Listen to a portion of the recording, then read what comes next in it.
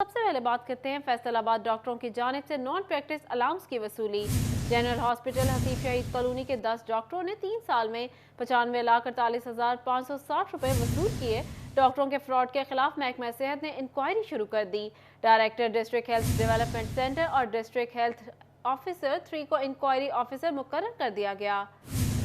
इसी हवाले से मजीद तफसीलात जान लेते हैं अज़ादार हुसैन से। जी अज़ादार, बताइएगा।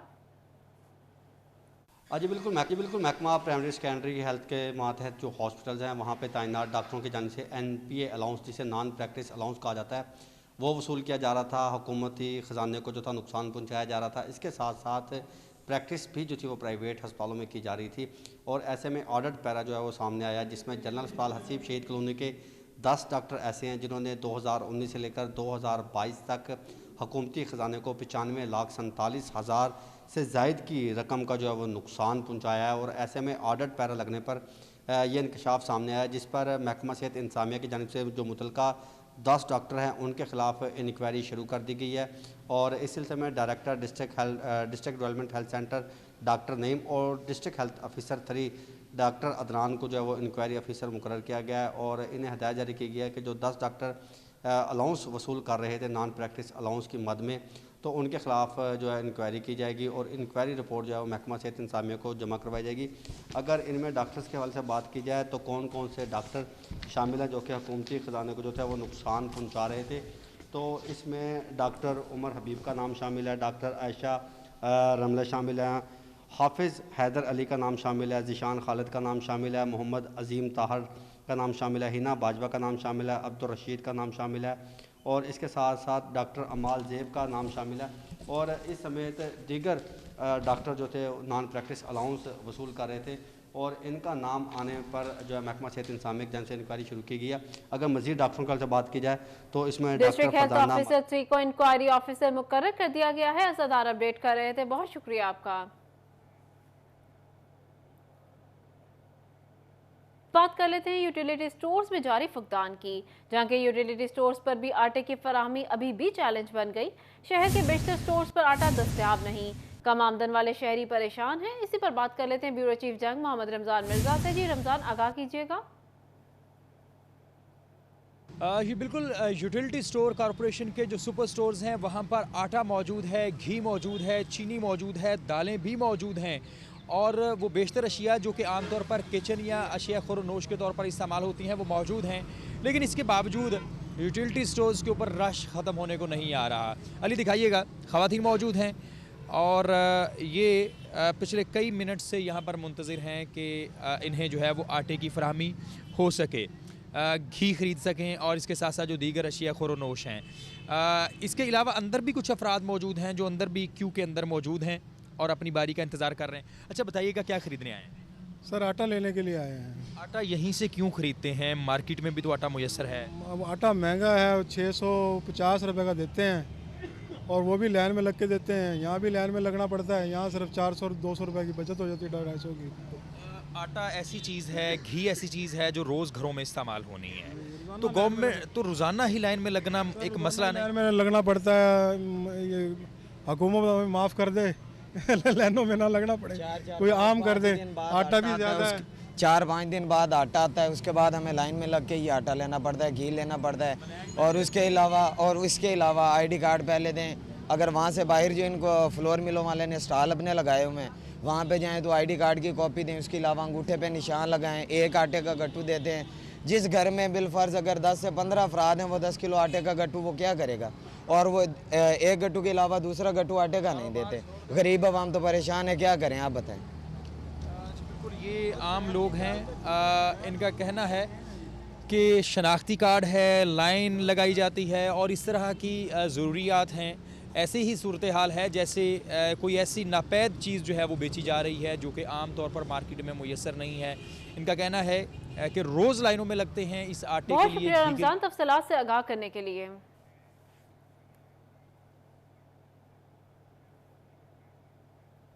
फैसलाबाद वेस्ट मैनेजमेंट कंपनी के पास फंड्स कम पड़ गए। सैनिटरी वर्कर्स क्रिसमस से कबल तनख्वाहों से महरूम रहने का खदशा। तनख्वाहों की अदम अदायगी पर मुलाजिमीन ने अगले हफ्ते से काम बंद करके एहतजाज करने का इंदिया दे दिया। मज़ीद जान लेते हैं अब्दुल रहमान से। जी अब्दुल रहमान, बताइएगा। बात करें फैसलाबाद वेस्ट मैनेजमेंट कंपनी के फंड्स का मसला मुस्तकिल बुनियादों पर हल ना हो सका। अभी यहाँ पर सेंट्री वर्कर्स जिनकी जो मेजॉरिटी है वो यहाँ पर मसीही बरादरी से ताल्लुक़ रखते हैं, क्रिश्चियन कम्युनिटी से, तो उनको ये किया जाता है कि 15 दिसंबर तक एक तनख्वाह दी जाती है ताकि वो अपनी क्रिसमस की तैयारियां कर सकें, लेकिन इस बार वो तनख्वाह उन्हें नहीं दी जा रही। अभी यहाँ पर दिन गुजरते जा रहे हैं और बताया जा रहा है कि कंपनी हकाम के पास फ़ंड्स मौजूद नहीं है, फ़ंड्स की कमी है, जिसकी वजह से मसाइल सामने आ रहे हैं। तो यहाँ पर हमारे साथ यूनियन प्रेसिडेंट मौजूद हैं, उनसे जानते हैं। सोत्रा साहब बताइएगा क्या मसाइल का सामना है? जी, मैं शुक्रगुज़ार हूँ सिटी 41 का। इनकी वजह से हमारे बहुत सारे मसाइल जो हैं हल हो जाते हैं।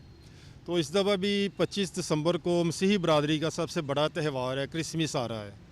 तो हमारे जो सेंट्री वर्कर्स हैं वो पूरा साल गस्टेड छुट्टियों पर अपनी ड्यूटी अंजाम देते हैं।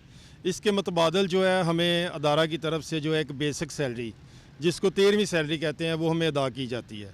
तो अभी हमें ये कहा जा रहा है कि जी हमारे पास फ़ंड नहीं है, हम नहीं दे सकते सैलरी को, मसला फ़ंड्स का इशू बना हुआ है। तो देखें, जब भी हमारा कोई त्यौहार आता है तो हमें इसी तरह से जलील किया जाता है।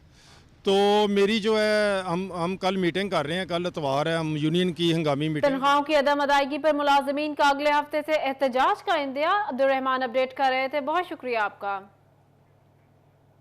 नहीं, आपको बताएं FDA ऑफिस में बोर्ड ऑफ गवर्नर का इजलास से कबल CBA इनकलाबी वर्कर यूनियन का एहतजाज। मुजाहिरीन का 25% प्रॉस्पेरिटी अलाउंस देने का मुतालबा। मुजाहिरीन ने अरकान असेंबली और चेयरमैन FDA को रोक लिया। चेयरमैन FDA वारिस अजीज की यकीन दहानी पर एहतजाज खत्म कर दिया गया। मज़ीद तफसीलात जान लेते हैं वकास बेग से। जी वकास, बताइएगा। जी बिल्कुल, FDA CBA यूनियन के अहदेदारान और वर्कर्स जो हैं इस वक्त सरापा एहतजाज हैं FDA ऑफिस में, जिनका ये कहना है कि तमाम अदारों में 25% अलाउंस जो है वो मुलाजमीन को मिल चुका है, लेकिन सिर्फ FDA को जो है नज़रअंदाज किया जा रहा है। इस वक्त हमारे साथ भी मौजूद हैं, इनसे भी बात करेंगे। सदर हैं CBA यूनियन के। ये बताइएगा बलोच साहब कि किस चीज़ के लिए अलाउंस जो है वो आपको नहीं दिया जा रहा और क्या मुतालबात हैं आपके? देखिए, हमने बिस्मिल्लाहिर्रहमानिर्रहीम जब से हम आए हैं हमने कोई ऐसा मुतालबा किया ही नहीं जो कानून से हट के हो। तमाम अथॉरिटीज़ में, क्योंकि हमारा पेरेंट डिपार्टमेंट है LDA, हम उसको फॉलो करते हैं। एक साल से प्रॉस्पेरिटी अलाउंस ले रहा है 25%। हमने इनको एप्लीकेशन सबमिट की कि हमारा अलाउंस और हमारा राइट बनता है, हमें वो देना है आपने। लेकिन हमारे से कमिटमेंट करके आज जब मैं DG साहब के पास गया हूँ तो उन्होंने कहा ये तो मेरे से किसी ने डिस्कस नहीं किया, ये मैनेजमेंट का मामला था, हमारा कोई कसूर नहीं, हमने तो 1 महीने से प्रोसेस किया हुआ है। तो मैं बिल्कुल आज अगर ये BOG में हमारा अलाउंस मंजूर नहीं होता, हम यहाँ स्ट्राइक करेंगे और आखिरी टाइम तक करेंगे। ये हमारा हक है, ये हम लेके रहेंगे। अगर ये नहीं होगा तो फिर कोई काम नहीं यहाँ पे होगा, तो हम मुलाजमीन यहीं खड़े रहेंगे, हम यही स्ट्राइक करेंगे अपनी।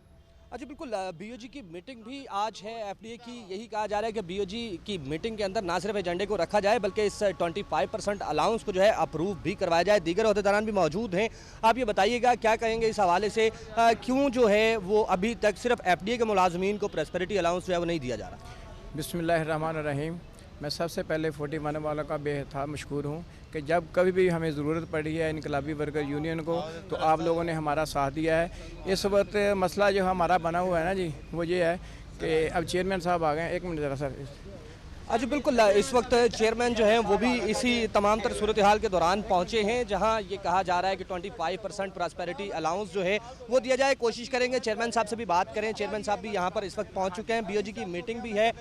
सर ये बताइएगा कि आज जिस तरह से वर्कर एहतजाज कर रहे हैं प्रॉस्पेरिटी अलाउंस के लिए, आप चेयरमैन भी हैं FDA के, क्या कहेंगे इस हवाले से? चूँकि आज BOG की मीटिंग भी है लेकिन एजेंडे में ये तमाम तर मामला जो है वो शामिल नहीं किए गए। देखिए जी, सबसे पहले तो मैंने इनकी तमाम जो छोटे मुलाजमीन हैं खुसूसन इनकी बात की थी। अगर अब मैं जाके देख लेता हूँ, मैंने एक तो बोला था कि एजेंडे में रखा जाए, अभी मैं आया हूँ, मैं जाके देख लेता हूँ इंशाल्लाह। अच्छा बिल्कुल, ताहाल जो है एजेंडे में प्रॉस्पेरिटी चेयरमैन की यकीन दहानी पर एहतजाज खत्म कर दिया गया। वकास अपडेट कर रहे थे, बहुत शुक्रिया आपका।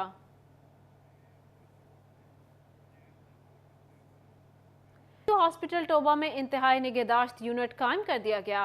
महकमा primary and secondary health care ने वेंटिलेटर समेत जदीद मशीनरी फराहम कर दी। मजीद तफसीलात जाने थे मुबशिर हसन नकवी से। जी मुबशिर, बताइएगा।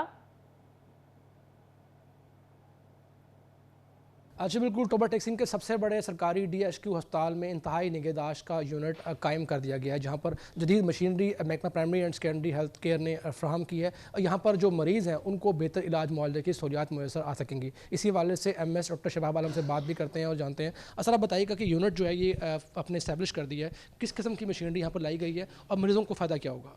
जी बिल्कुल, ये प्राइमरी एंड सेकेंडरी की तरफ से बहुत बड़ी एफर्ट है कि हर DHQ लेवल पे उन्होंने हाई डिपेंडेंस यूनिट की proper each and every equipment provide की है। हमारे पास भी 4 बेड का HDU इस्टेब्लिश हो गया है और अनकरीब ही ये प्रॉपरली अपनी फंक्शनिंग पोजीशन में आ जाएगा।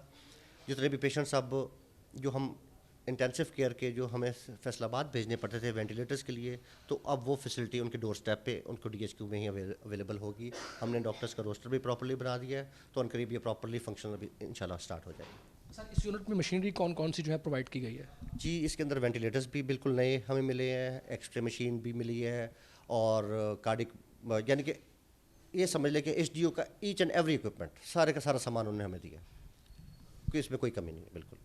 अच्छा, बिल्कुल। अल्ट्रासाउंड, एक्सरे मशीन और उसके साथ साथ वेंटिलेटर जो है वो इस HDU यूनिट में प्रोवाइड किए गए हैं। MS डॉक्टर शबाब आलम का कहना है कि चंद रोज में यूनिट फ़ाल हो जाएगा। मुबशिर अपडेट कर रहे थे, बहुत शुक्रिया आपका। आपको बता रहे हैं DHQ हॉस्पिटल में इंतहाई निगहदाश्त यूनिट कायम कर दिया गया। फैसलाबाद में इंफ्रास्ट्रक्चर के मसाइल हल करना इंतजामिया के लिए चैलेंज बन गया। शेखपुरा रोड का लिंक रोड टूट फूट का शिकार, जगह जगह गड़े अवाम का मुकद्दर बन गए। शहरियों को गुजरने में मुश्किलात का सामना, शहरी कहते हैं रोड की मुरम्मत करवाई जाए। आपको बता रहे हैं फैसलाबाद में इंफ्रास्ट्रक्चर के मसाइल हल करना इंतजामिया के लिए चैलेंज बन गया। शेखपुरा रोड का लिंक रोड टूट फूट का शिकार, जगह जगह गड़े अवाम का मुकद्दर बन गए। शहरियों को गुजरने में मुश्किलात का सामना है, शहरी कहते हैं रोड की मुरम्मत करवाई जाए। फैसलाबाद इंफ्रास्ट्रक्चर के मसाइल हल करना इंतजामिया के लिए चैलेंज। शेखपुरा रोड का लिंक रोड टूट फूट का शिकार, जगह जगह गड़े, शहरियों को गुजरने में मुश्किलात का सामना है। इंफ्रास्ट्रक्चर के मसाइल हल करना इंतजामिया के लिए चैलेंज, जगह जगह गड़े, शहरियों को गुजरने में मुश्किलात का सामना है। शेखपुरा रोड का लिंक रोड टूट फूट का शिकार है। आपको बता रहे हैं फैसलाबाद से इंफ्रास्ट्रक्चर के मसाइल हल करना इंतजामिया के लिए चैलेंज बन गया। मजीद जान लेते हैं अरसलान दुरानी से। जी अरसलान, बताइएगा शहरियों का मजीद क्या कहना है? शेखपुरा रोड का लिंक रोड है जो कि जुमरा रोड से लिंक्ड है और जुमरा रोड से आने वाली जो ट्रैफिक है वो यहाँ से गुजरती है। ना सिर्फ जुमरा रोड से जो आने वाली ट्रैफिक है वो गुजरती है, बल्कि शेखपुरा से जो आने वाली मेन हैवी ट्रैफिक है वो भी इस लिंक रोड का सहारा लेकर कैनाल रोड पर और फिर जुमरा रोड से होकर जुमरा रोड की तरफ जाती है। लेकिन इसका आलम ये, इसका हाल ये है कि टूट फूट का शिकार है। जगह जगह यहाँ पर गड्ढे बन चुके हैं, जिसकी वजह से शहरियों को मुश्किलात का सामना है। ना सिर्फ मुश्किलात का सामना है बल्कि हर वक्त यहाँ पर जो कि मट्टी उठती रहती है यहाँ से, उसकी वजह से शहरियों को सांस की बीमारी में मुबतला हो रहे हैं और जो करीब मौजूद दुकानें उनका कारोबार भी यहाँ अच्छा खासा मुतासिर हो चुका है। दूसरी यहाँ पर जो बड़ा मसला है वो ये है कि क्योंकि यहाँ से जो लेफ्ट साइड से ट्रैफिक आ रही होती है वो रॉन्ग वे से यहाँ पर इस्तेमाल करती है। यहाँ पर ट्रैफिक पुलिस ने हाल तो जो बैरियर है वो लगाया, लेकिन उसके बावजूद रॉन्ग वे से आने वाली ट्रैफिक की वजह से यहाँ पर ट्रैफिक की रवानी मुतासिर रहती है। यहाँ पर हादसात का पेश आना भी मामूल बन चुका है। यहाँ मज़ीद क्या मामलात है, क्या मसाइल, मेरे साथ शहरी मौजूद, उनसे बात करते हैं और जानते हैं इस हवाले से। सबसे पहले आप बताएं यहाँ का सबसे बड़ा मसला है क्या? एक तो रोड खराब है, दूसरा ट्रैफिक के हवाले से क्या कहें? ट्रैफिक के हवाले ने यह है भी जो झुमरे वाली गड्डियां वो भी इतों कट लैनिया वा। एक्सीडेंट भी होया अज तो 10-12 दिन पहलों मजदा का तो बस का, वो काफ़ी नुकसान होया मजदा का भी। इतों ट्रैफिक सारी जाम हुई थी जो कट मोड़ते इतों। फिर रात के टाइम ट्रालियां आउंदियां मिट्टी वालियां, वो फिर मिट्टी सारी इत्थे गिरती है। सवेर नूं फिर दुकान वालियां दा देखो हाल, बीमार हो रहे सारे लोग, घट्टा इन्ना उड़ता इतों। बिल्कुल, यहाँ से धूल मट्टी इस कदर उठती है कि यहाँ के जो यहाँ पर दुकानदार हैं वो भी बीमार हो रहे हैं। यहाँ पर रेडी लगाने वाले जितने भी हैं वो भी बीमार हो रहे हैं और भी यहाँ पर मौजूद हैं शहरी, उनसे जानते हैं। सर आप बताइए कब से रोड टूट फूट का शिकार है और इस मुतल्लिक कभी किसी महकमे ने आकर कोई विजिट किया हो, कोई इस हवाले से कोई बात की हो? तकरीबन ये 2-2.5 साल से तो मैं खुद ऑब्ज़र्व कर रहा हूँ। ये 2-2.5 साल से टूटा हुआ है, किसी महकमे ने कोई रिएक्शन नहीं लिया। हमने खुद बल्कि ये इसकी कंप्लेंट भी दर्ज करवाई, लेकिन हमने यहाँ तक उनके साथ कहा था कि आप हमारे साथ चलें, हम आपके साथ कोऑपरेट करते हैं, इस रोड को ठीक करते हैं ताकि आवाम को यहाँ पे कोई तकलीफ महसूस ना हो। और आपको पता ऊपर आप देखें मस्जिद भी है, लोग नमाज़ पढ़ते हैं। या आप हारन सुन रहे हैं, ये जो हारन आ रहा है इसकी वजह से जो ऊपर नमाजी हैं जब नमाज़ पढ़ रहे होते हैं, जुमा हो रहा होता है तो बस वाले क्योंकि यहाँ से टर्न करते हैं तो वो भी बड़ी प्रॉब्लम फेस होती है। बच्चियाँ यहाँ पे साथ स्कूल है, बच्चियों को गुजरने में प्रॉब्लम होती है। लास्ट आपको पता है एक एक्सीडेंट हुआ, उससे पहले भी बहुत सारे एक्सीडेंट यहाँ पे हो चुके हैं, तो ये बहुत सीरियस इशू है। तो हमने बकायदा, ये हमारे उस्मान साहब इन्होंने कंप्लेंट दर्ज करवाई थी, कोई उस पर रिएक्शन नहीं हुआ। बिल्कुल बकायदा कंप्लेंट जो है वो भी दर्ज करवाई जा चुकी है, क्योंकि यहाँ पर बिल्कुल साथ ही स्कूल है, बच्चियों का स्कूल है, तो जो स्कूल से बच्चियाँ आती हैं तो उनको मुश्किलात का सामना करना पड़ता है। दूसरा यहाँ पर जो मेन इशू है वो इस रोड के टूटे फूटे होने का इशू है, जिसकी वजह से ट्रैफिक की रवानी मुतासर रह जाती है। यहाँ पर ट्रैफिक की लंबी कतारें लग जाती हैं और शहरी को मुश्किलात का सामना करना पड़ता है। शहरियों के मसाइल से अरसलान अपडेट कर रहे थे, बहुत शुक्रिया आपका।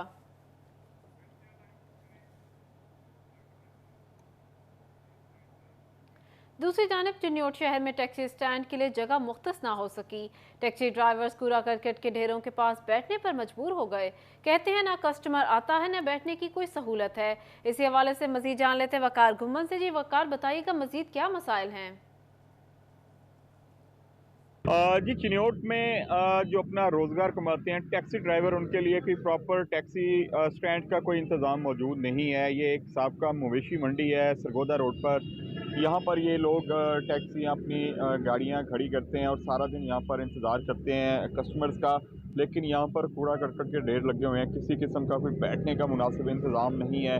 इंतज़ामिया की जानिब से भी इनको वादा किया गया था कि इनको टैक्सी स्टैंड के लिए जगह दी जाएगी, लेकिन आज तक नहीं मिली। कोई इनका पुरसाने हाल नहीं है। कुछ टैक्सी ड्राइवर्स भी यहाँ पर मौजूद हैं, उनसे भी बात करते हैं किस तरह यहाँ पे गुजारा करते हैं। कूड़े के ढेर लगे हैं, यहाँ पे गाहक कैसे आएगा आपके पास? इधर बहुत जो है ना जी तंगी है और बहुत जड़ा नुकसान है।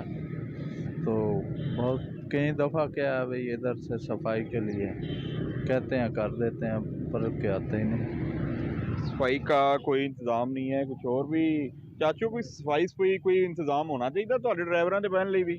बिस्मिल्लाहिर्रहमानिर्रहीम जी, हम इधर बहुत ज़्यादा लोग हैं जी, तकरीबन 100 के करीब गाड़ी है जी। इधर गंदगी जो चिन्योट का कूड़ा क्रिकेट है सारा तो इधर उठा के फेंकते हैं।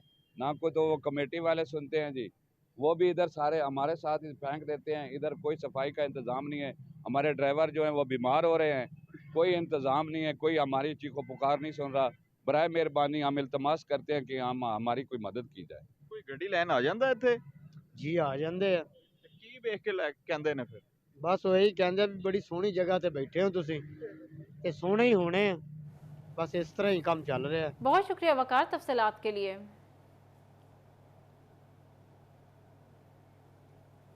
Toba Tek Singh commissioner Faisalabad division Shahid Niaz की ज़ेर सदारत टोबा टैक्सिंग में तरक्याती स्कीमों की निगरानी और जायजा के हवाले से अहम इजलास में deputy commissioner Chaudhry Mohammad Arshad Bhaddar, additional deputy commissioner और टोबा टैक्सिंग के इंतजामी अफसरान और महकमों के अफसरान ने शिरकत की।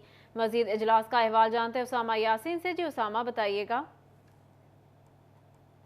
जी बिल्कुल, Toba Tek Singh deputy commissioner office में जो इजलास मुनक़द हुआ जिसमें कमिश्नर फैसलाबाद शाहिद न्याज की भी शिरकत थी। उन्होंने उनकी ज़ेर सदारत जो तमाम तर जारी स्कीमों पर तफसीली जायज़ा लेकिन मेरे साथ इस टाइम कमिश्नर साहब मौजूद भी, उनसे बात कर लेते हैं। सर बताइएगा कि इजलास मुनक़द हुआ, क्या कहना चाहते हैं इस हवाले से, कौन कौन सी स्कीमों पर जायज़ा? जी आज हमने रिव्यू किया है अपने रेवेन्यू की प्रोग्रेस को। मुख्तलिफ जो चीज़ें हैं रेवेन्यू डिपार्टमेंट की, रिकवरीज़ हैं, सरकारी ज़मीनों की जो नीलाम आम होता है उनकी प्रोग्रेस है, बाकी जितने भी गवर्नमेंट के इनिशिएटिव्स हैं उनके ऊपर हमने डिस्कस भी किया है, इनको गाइडेंस भी दी गई है। और दूसरा डेवलपमेंट के प्रोफाइल के ऊपर देखा गया है। टोबा टैक्सिंग माशाल्लाह बड़ी अच्छी प्रोग्रेस है डिप्टी कमिश्नर साहब और उनकी टीम की। मोस्टली स्कीम जो हैं वो अपनी पेस के मुताबिक या उससे भी ज़्यादा अच्छी रफ्तार से चल रही हैं। कुछ इश्यूज़ हैं जिनके बारे में हमने डिस्कशन की है, उनको कैसे सॉल्व करना है। कुछ जगहों पे हमें मज़ीद फंडिंग की ज़रूरत है, वो हमने हायर अप से बात की है। इंशाल्लाह ताला जो पेस है डेवलपमेंट का मेरा ख्याल है कि इसके बाद और ज़्यादा तेज़ हो जाएगा इंशाल्लाह ताला। बिल्कुल, आपने उनकी बात सुनी का टोबा टैक्सी में तमाम तर रेवेन्यू के प्रोजेक्ट और जो डेवलपमेंट के प्रोजेक्ट हैं उन पर तमाम तर तफसीली जायज़ा भी लेकर अपडेट कर रहे थे। बहुत शुक्रिया आपका।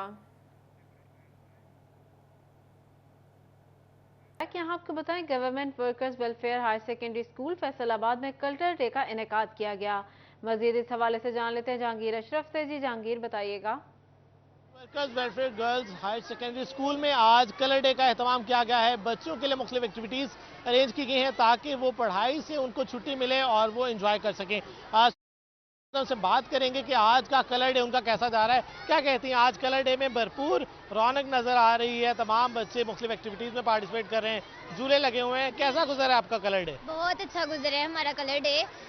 हमारे आज कलर बहुत से अरेंजमेंट किए गए हैं, जैसे मेहंदी का, ड्राइंग का और फोटोशूट वगैरह, और खाने के भी बहुत अरेंजमेंट किए गए हैं और झूले लगे गए हैं। बहुत अच्छे अच्छे वो लोग एंजॉय कर रहे हैं, सब दोस्त एंजॉय कर रहे हैं, पढ़ाई के साथ साथ इंटरटेन भी करते हैं। बिल्कुल, पढ़ाई के साथ साथ इंटरटेनमेंट के मौके मिलते रहने चाहिए। बच्चे जो हैं वो आज खासी खुश नजर आ रहे हैं। यहाँ पर आप बताएं कैसा गुजरा है आज का कलर डे? बहुत अच्छा गुजरा है माशाल्लाह, सब बहुत अच्छा अरेंजमेंट किया मैम ने, और थैंक यू मैम का भी जिन्होंने इतना अच्छा अरेंज किया। बच्चों के लिए एंजॉयमेंट के लिए झूले वगैरह लगाए और बच्चों को एंटरटेनमेंट करवाया और सारे स्टॉक वगैरह लगे, और मतलब पूरा स्कूल मतलब कि बहुत झूल रहा है, मज़ा आ रहा है, और ऐसे के एंटरटेनमेंट स्कूल में होने चाहिए बच्चों के लिए। ऐसे एंटरटेनमेंट के मौके मिलते रहना चाहिए। आप क्या कहेंगे आज के दिन के हवाले? हम ये कहेंगे कि आज बहुत मज़ा आ रहा है, हम लोग बहुत इंजॉय कर रहे हैं, हमारे झूले लगे हुए हैं, स्टॉल्स हैं खाने पीने के, हमें बहुत मज़ा आ रहा है, हम बहुत इंजॉय कर रहे हैं। बिल्कुल, यहाँ पर बच्चों की बड़ी तादाद मौजूद है जो कि इस कलर डे में। बहुत शुक्रिया जहांगीर तफसीलात से आगाह करने के लिए। Hayat ball cricket tournament Iqbal stadium में जारी है। मजीद इस हवाले से जान लेते हैं अली रजा से। जी अली, बताइएगा। जी बिल्कुल, हयात कीमिया क्रिकेट टूर्नामेंट टेबल जो है वो इकबाल स्टेडियम में जारी है, जिसमें टीमें जो है मध्य मुकाबला है। 6 टीमें बनाई गई थी, जिसमें चौक के अंदर जो है वो चौके छक्के लगाए जा रहे हैं। मेरे साथ इस वक्त मेहमानी इनके तुर्कश मैनेजर मौजूद हैं, उनसे बात करते हैं। Sir, who feels in Iqbal stadium batsman of cricket? Actually, we are here together as Hayat Kimya Factory. Currently, we are playing the cricket match, but this is not just the cricket match. Just we are sharing our feelings, emotions, and just for our employees.